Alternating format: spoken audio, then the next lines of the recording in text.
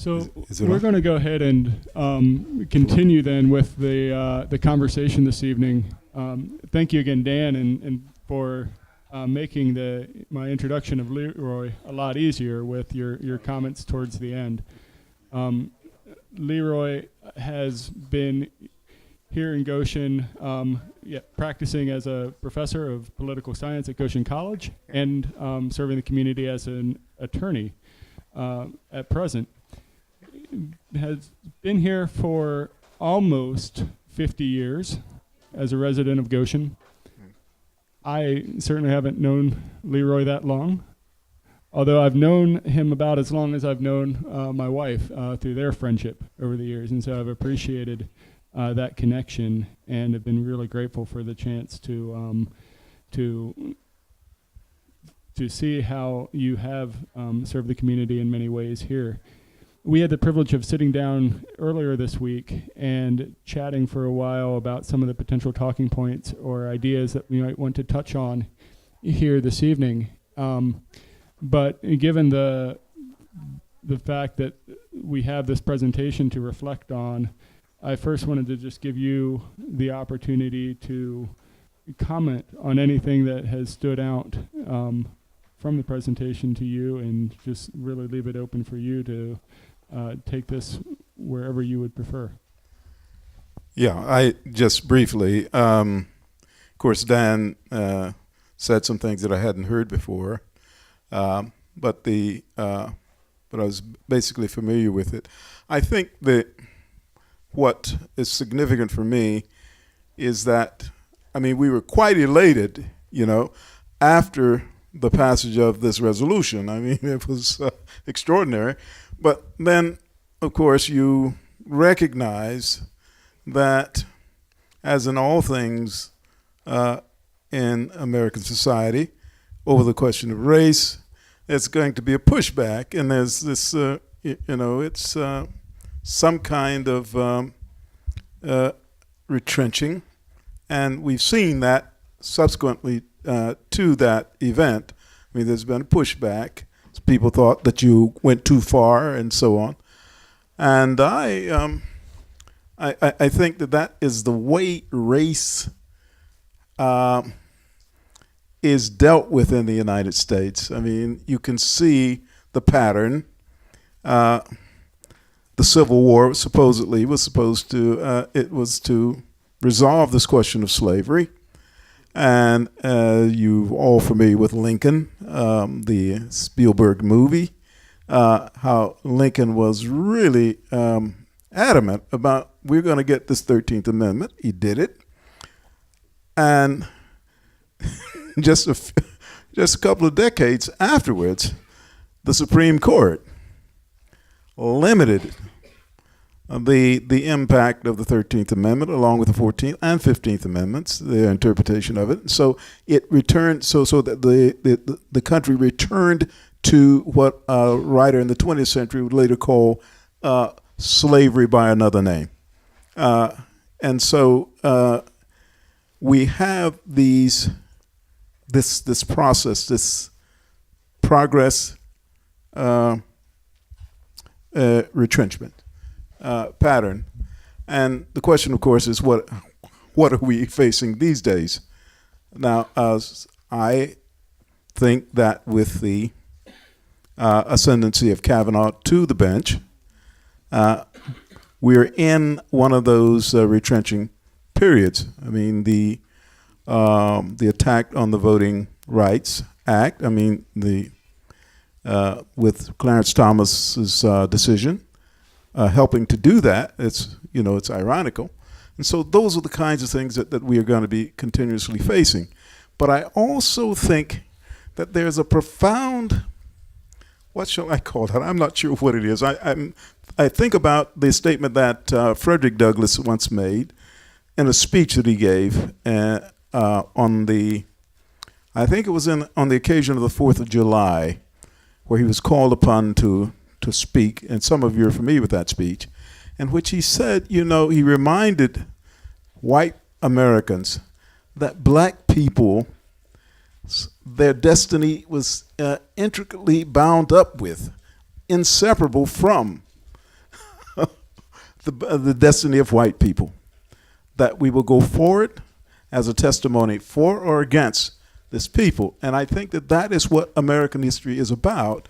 And the stories, and Goshen's story is kind of like a microcosm of the pictures that you saw, the police men and their regalia, and they looking as, really law enforcement guys, whatnot. That understanding of what Goshen is about, and the statement that, what was it, 1930 statement, 1936, that there are no Negroes here. It's got 2.5% of non-American whites, and then the 97.5 whites, and then so we have no crime here, or very little or no crime, suggesting, of course, that crime comes with black people. That is a rejection, in a sense, of America itself, because African Americans, whether we admit it or not, many of us do, is that we have been created by the society. This is who we are. And you will see that nationalism reflected in many, many declarations by African Americans. The fact is that with the creation of the United States, African Americans' creation of our identity it's on the same trajectory, you see. And so my view of the matter is that when white people in the United States can come to embrace the idea of negritude as being synonymous with America, then we will have crossed over. Until that time, it's a battle within oneself, its own identity. That's my reflection on it. And I think that Goshen's, the statement itself was exemplary, because we found a critical majority of our leaders at that moment in time found themselves able to cross over. So that's why I would say. Is that? Sorry, Thompson. No, that's fine. This is an opportunity this is why we wanted to have you here, why that was something that Dan emphasized from the start, that if we were going to do this presentation, that we needed to have this dialogue, and that dialogue needed to include both of you having collaborated to help make the resolution happen.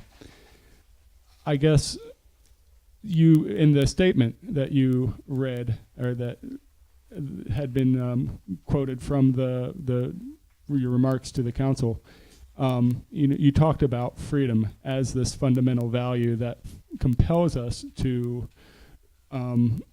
respond both to the history and the need to address that history here now.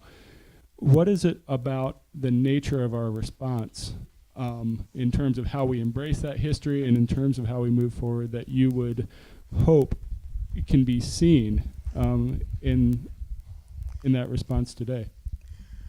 Well, I think that historically, Americans have defined the United States as a white man's country, okay? That's on the one hand. On the other hand, there's this monument that the French, for somehow or another, I'm not sure what possessed them to do this, but I don't know the entire story, but they gave us this monument, and it stands in the harbor out there. Unless the hurricane blows it down sometime, I don't think it ever has, but it's still out there in the harbor with those words, and give me your, and so on. And sometimes I wonder if Stephen Miller has read that and what does it mean,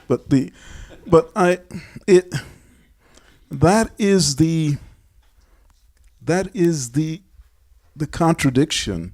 That is the paradox. The United States would deign to assert we are a society unlike any other in the world. All others were created out of indigenous forces warring and whatnot. But we were created as a new society from the beginning. We are going to create a nation that's going to be exemplary, and it's going to be different. And in addition to that, we are God ordained. I mean, so we are destined to be this. So you say this is who we are. On the other hand, you say so when I, as a black person, I take that to be serious stuff. It's a promise. Martin Luther King said it, a blank check. We got this check. We want to cash it in now. This is a negotiable instrument here. And so we're asking for justice. That's always been the rhetorical refrain from the black community, I think. What about us? You've forgotten something, haven't you? For all of your professions.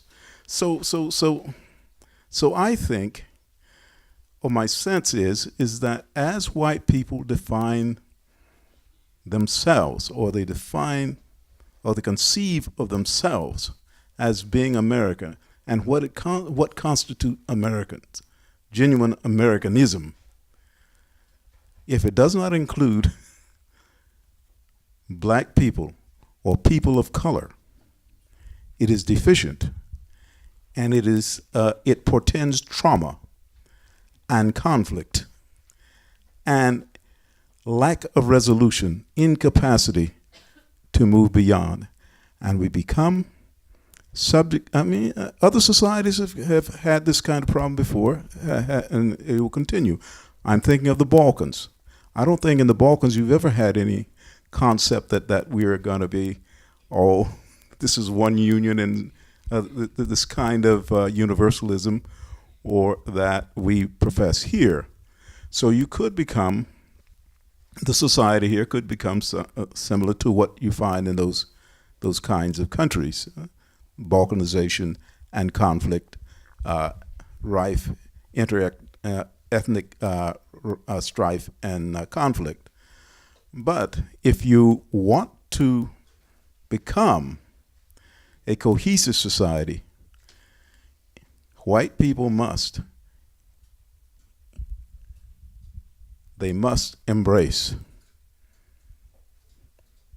the concept of America as a society of people of all colors. It is, I think, a unique struggle for white people. Black people, we have our struggles too, of course. Louis Farrakhan is one of those. It represents that reality. But the black Muslims, their own identity has been forged because of the lack of resolution, the inability of white America to, as I said, cross over. So I think that is the struggle that we have. That's what white people must do. We black people, we're like anybody else. We are biased. We have our own racism. Okay? Black Africans helped to get us over here. Our slavery was a collusion between black Africans and white Europeans. I mean, that's the story. But I think that that is our job as African Americans, is to continue to assert our identity, and yet at the same time take the attitude that Martin Luther King Jr. gave to us in his life and in his death as an example of how we should go forward. That's a lot of words. I'm sorry.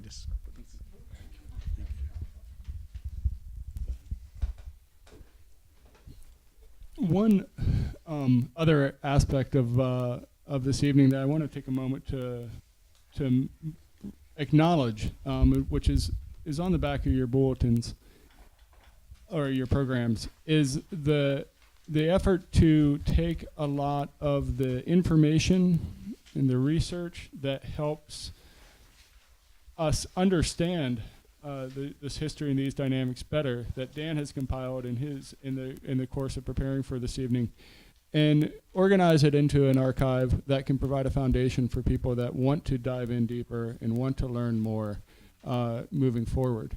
And so we've been fortunate to have Nishan Laura and Elijah Laura as interns from Goshen College working with us to try to help develop that archive and do a lot of that that compiling and cataloging.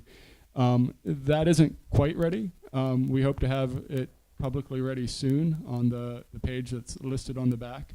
But they have been able to explore a lot of the materials themselves in the process of researching it, and I wanted to give them an opportunity to either identify any questions that have stood out to you that you want to take this opportunity to ask, or else we can open it up to any questions then that you might have for Leroy or Dan.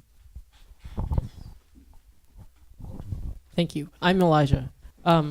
One thing that I encountered when I was looking through a lot of this data was some really ugly, nasty pieces of history. And one question that I had that either of you could address is how you go about not only engaging that history, but bringing it out and publicizing it in a way that allows people to be educated and not just turned off.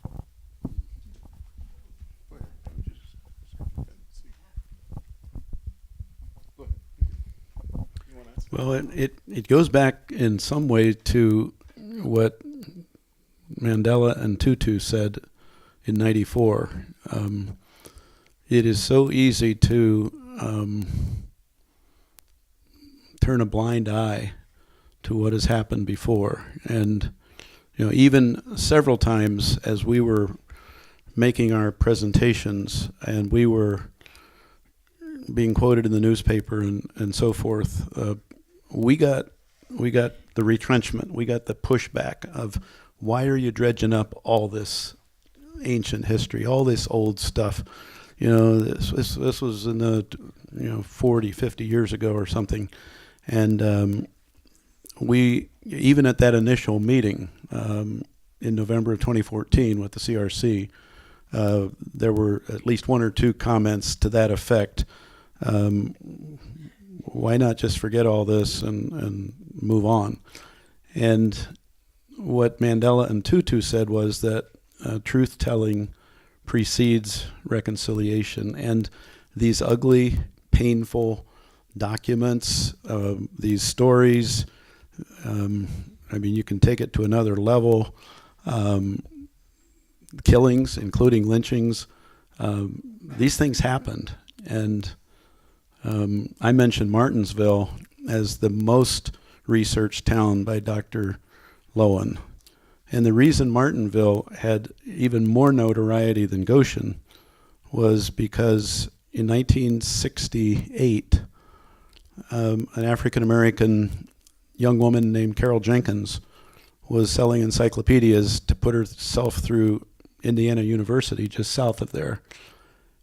But she made the mistake of working a little bit too long in this sundown town. She saw this car following her and she got worried, and so she went into this house and knocked on the door of this white couple, and they had, I think, maybe bought some encyclopedias from her earlier, or at least had a nice chat with her, and she was concerned, and it was getting toward dark, and so she asked for refuge there, and they were kind enough and they were ready to be with her and help her in any way they could for like a half hour, but then she felt like she had imposed on them long enough, so she went out and was heading to her car, just parked a couple blocks away, and one of the men in the car got out and stabbed her to death with a screwdriver, and they found her body just a half a block from this couple's home because she had violated Martinsville's sundown legacy and policy. So there are things that have happened in even in Indiana, maybe sometimes especially in Indiana, I think the last Indiana lynching was in 1930 in Muncie. And so it's not unique to the South. And that's one thing I think I've discovered in my research is that racism is alive and well, all over the country, all over the world. And what we can do is try to light a candle instead of curse the darkness. Well, it's kind of hard to know what to do in a given situation. Let me put it this way. I think there are a lot of white people who are put on the defensive when we black people talk about lynchings and talk about how we've been treated. The historical record is clear. I mean, you can't argue with it. I just recently I think in Birmingham, Alabama, there's a guy by the name of Brian Stevens. You heard of him. Brian has helped to put together this memorial on lynching, right in the heart of Dixie. You see his story in Montgomery, yeah, and Alabama, and those stories are not going to go away.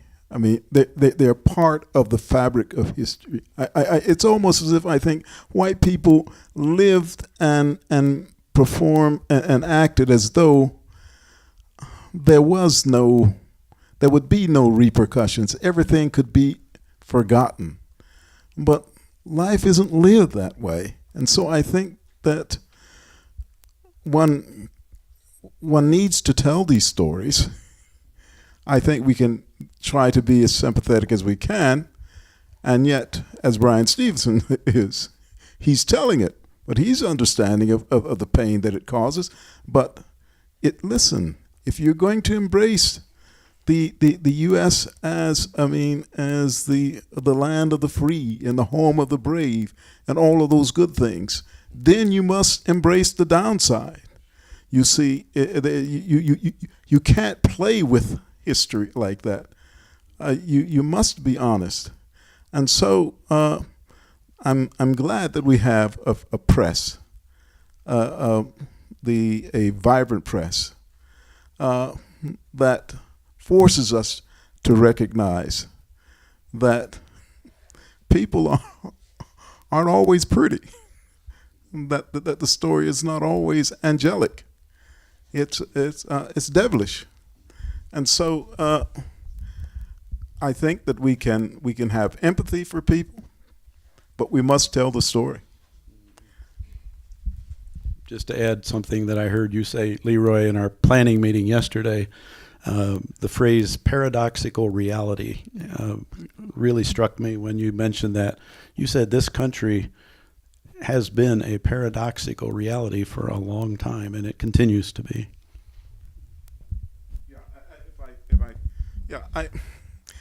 I think that is uniquely American. And why do I think that? Because I don't recall the British ever saying that we're going to we're going to be open arms to everybody. Rather, it's Her Majesty's government shall be pervasive over the entire world, and we shall spread British civilization. Civilization, I say, real civilization.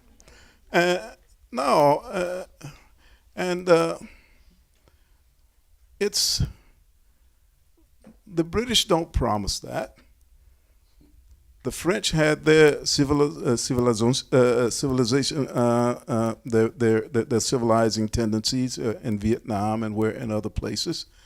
Mission civilisatrice, and the Japanese, I don't think, had ever tried to. They wouldn't even dream of trying to suggest that their societies are open to everybody. I don't know any society that makes this profession the way the Americans do. Okay? That is our unique role in in the world. we're having trouble right now with a president who says, no, it's America first. I mean, these contradictions, people are, no. The people from Latin America said, but look, we look to you, you're the example. So, well, why? Well, because you taught us to expect that of you. It's a promise. Okay? That's the point. I mean, I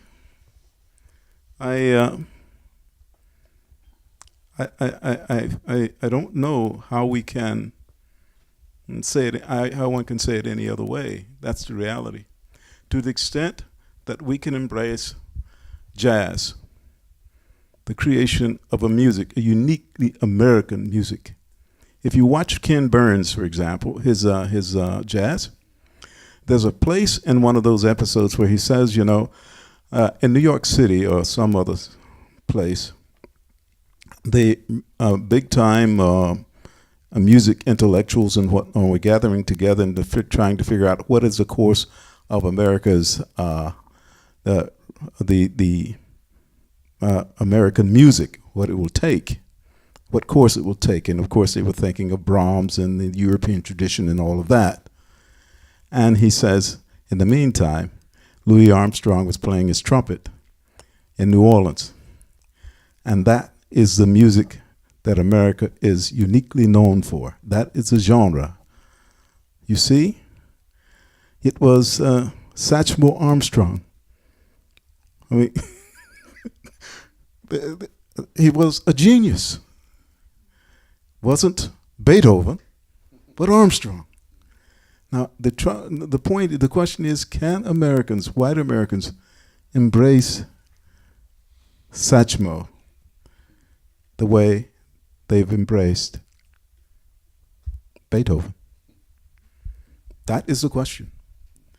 And I say, I think that we're stronger for it if we can.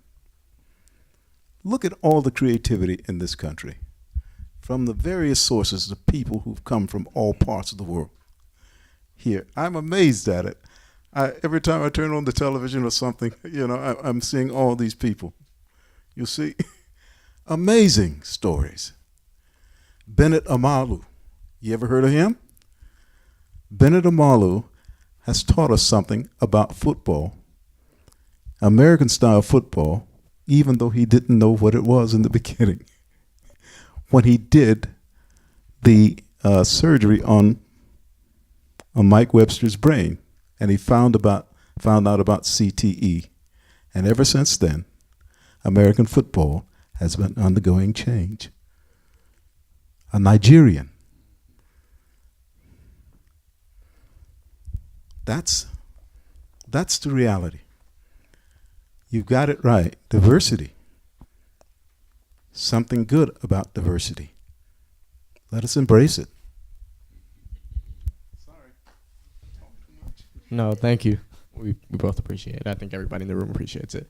I'm Nishan, but just to reiterate, throughout the work and looking at all the documents that Dan gave us, one thing that stuck out to me, even though these were ugly times and some of the documents that we did encounter were very ugly, we also did encounter documents of allies and people doing the work of diversity. Churches. At one point we found a newspaper article from Ray Keim, who is father of Professor Paul Keim at Goshen College, if you guys are familiar, talking about how Goshen needs to... A letter to the editor, that Ray Keim wrote back in the early 60s. To include everybody in Goshen and to welcome diversity. And Dan had mentioned, and Leroy can confirm, that he came in the late 60s, correct? Yeah. To Goshen. 69. Yeah. And unlike some of people, including Ray Keim, who did, he had no choice but to experience some of these things. As white people, you can just ignore it, or you have a choice to say, well, that's not my problem. So my question is to Leroy, because we've heard a lot of general, okay, this is what happened. What kept you in Goshen doing some of this work, and what kept you fighting this good fight instead of just saying, you know what, I'm going to go to Elkhart? or I'm gonna go to South Bend. Well, in a way, I did, as you suggest, I did make a separation from Goshen College. I struggled at the college on the faculty. Okay, the subject matter, government, political, and politics, was not something that you would concentrate on if you want to really have a permanent fixture at Goshen College, and it just doesn't happen. Okay, and I felt the as an outsider there for entire period that I was there. About 25 years of that 40-year period, I worked part-time, and then I did my full-time practice. And the only time that I had that was really recreational time was on a Friday evening. I was going because I taught 4 classes a year. And my attitude was that this institution belonged to the people who created it. It was my choice. If I could have gone someplace else. One of my professors at Notre Dame suggested that I not go down that path. So once I had done it, well, then I decided I needed to make a change, because Goshen College, I was not a central part of. I was not a critical faculty member of the college. Okay, and I could understand that. I was negotiable, and so that's why I used what resources that were available to me to chart a legal career, so that I could take care of my family. Once the doors of future college teaching had been closed to me, and so once the children came, then this was home. My daughter, youngest daughter, she loved Goshen. I mean, you're going to, this is home, man. We built a house, and so that's. Tell that story of when coming back from. Oh yeah, we were coming back from law school one Christmas. We were on Christmas break, and our youngest daughter, Ann, some of you know Ann, and she was. We were getting close to Elkhart County. She was saying, "When are we getting to Goshen?" And I just smiled and I said, "You love Goshen, don't you?" She said, "Yes." And then she began to chant, "Goshen, Goshen, Goshen." This is home. They were born in the hospital over here, at the hospital down the road there. Their friends were here. This is the place. So that's what kept me here, because I wanted to see my children grow. I grew up as a migrant farm worker. We moved from place to place. And I wanted to see my children have a permanent place. And we have. They grew up they've grown up in the same house, has been the same place for 40 years.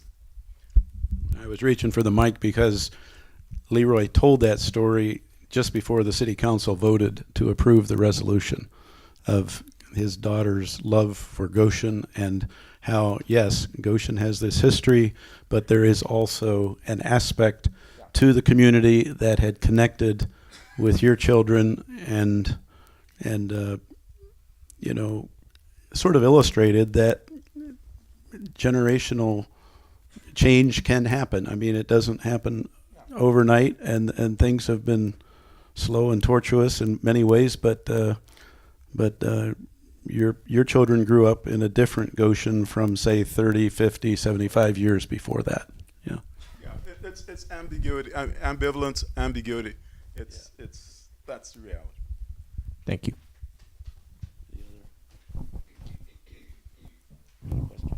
I think we might take one, maybe two questions here, depending on the responses, and then we will. I hope you'll give the grace of letting us wrap up, despite having many other questions and discussions that could take place yet this evening. But we do want to, be responsible to Art House and make sure we're getting out of here at a reasonable time, as well as leave at least a small window open for anyone that wants to come and talk to Dan and Leroy directly afterwards, and at least get a glimpse of some of the materials. So I see Evan, and I see this gentleman in the front. I was just going to comment about if people are saying, why are we bringing up this old stuff, and let's get over it and be done with it. Mennonites have been celebrating for 450, almost 500 years now, the terrors that their forefathers gone through. So, a few years of remembrance is certainly in order. Thank you.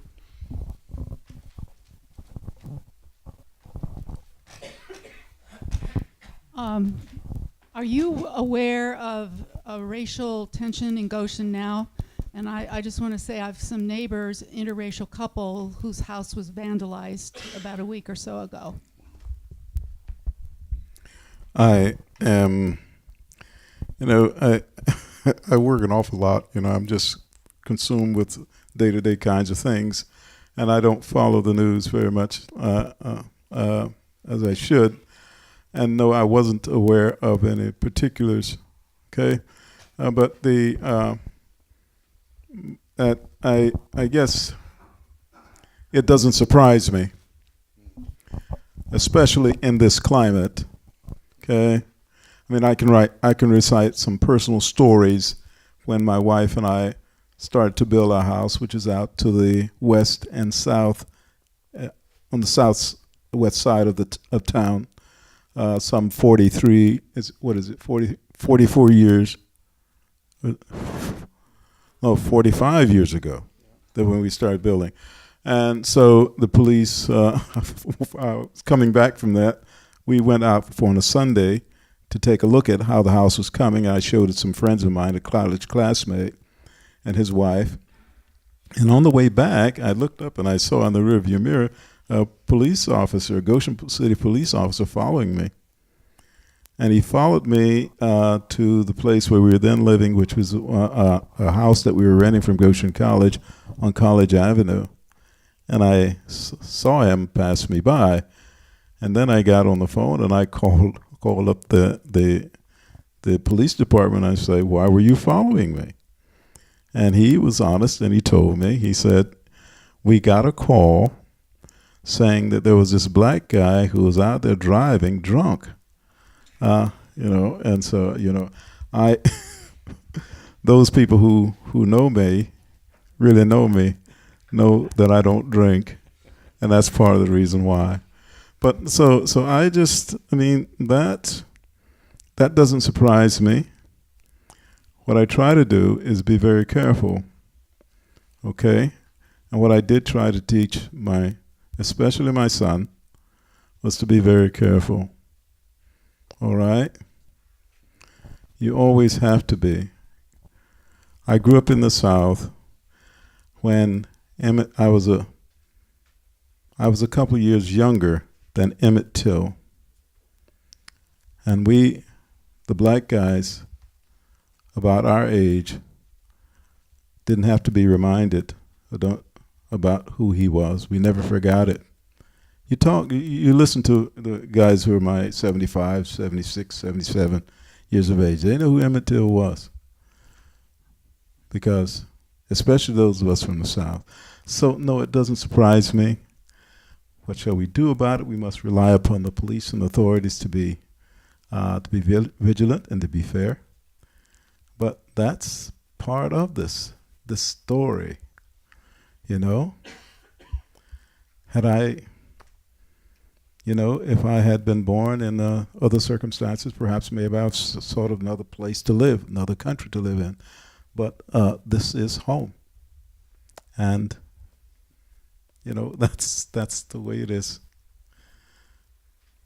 The trouble is, the question is whether my grandchildren, will they see a different America?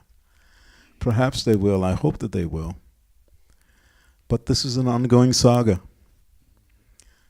The United States, to make America great again, that is an illusion. Okay? it will never happen in that sense. It will only happen, as I've said before, if the United States can affirm itself, its own history, the good and the bad. If it can do that, if its people find within them to embrace that. When Jesse Jackson came and was running for office, so they made a smirky little statement, you blacks are dumb, stupid, niggers, and so on. You can play that game. But ultimately, it is self-defeating, because the world will define the United States on how it treats people of color. It will. I think the founders of this nation, ma'am, were insightful people. They were smart. I was thinking about that today. They were smart people. You couldn't. And here they were in this kind of synthetic experience. We're going to create a nation, man. It's gonna. And they were bright, and they had all these great things. And Thomas Jefferson came out, and he was gonna. And the Declaration of Independence. But then there was a caveat. Okay, it doesn't include black folks.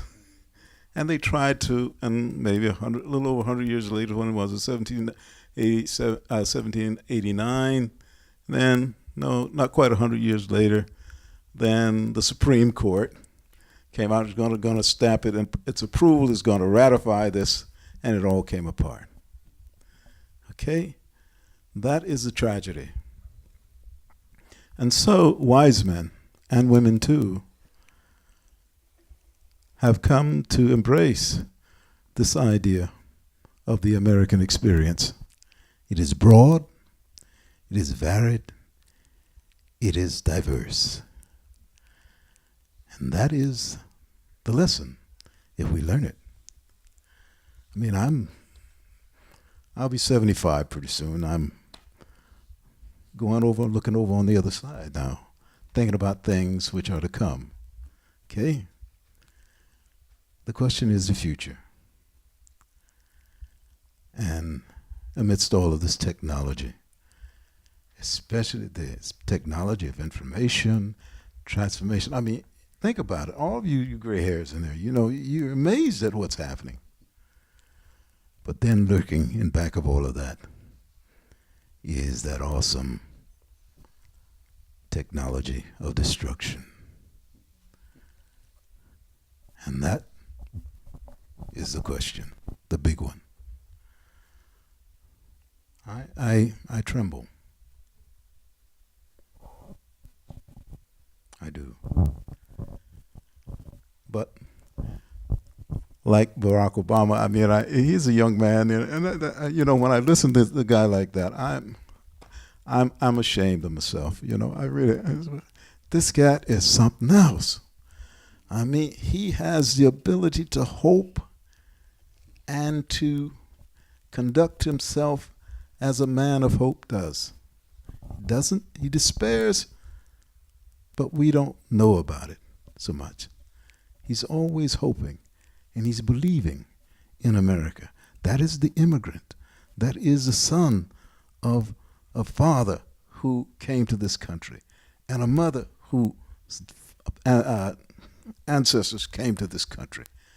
And that is the stuff that makes me think hard and to continue to hope. And I hope that it's how do you say, when it's a disease as it's catching? Yeah, contagious, that's the word. I think we'll. Somebody else will go on. I'm sorry. I talked too long. I'm good. Thanks again for your understanding and your patience here with us this evening. We will wrap up. Thank you very much, Leroy. Thank you very much, Dan, for your work and for sharing with us this evening.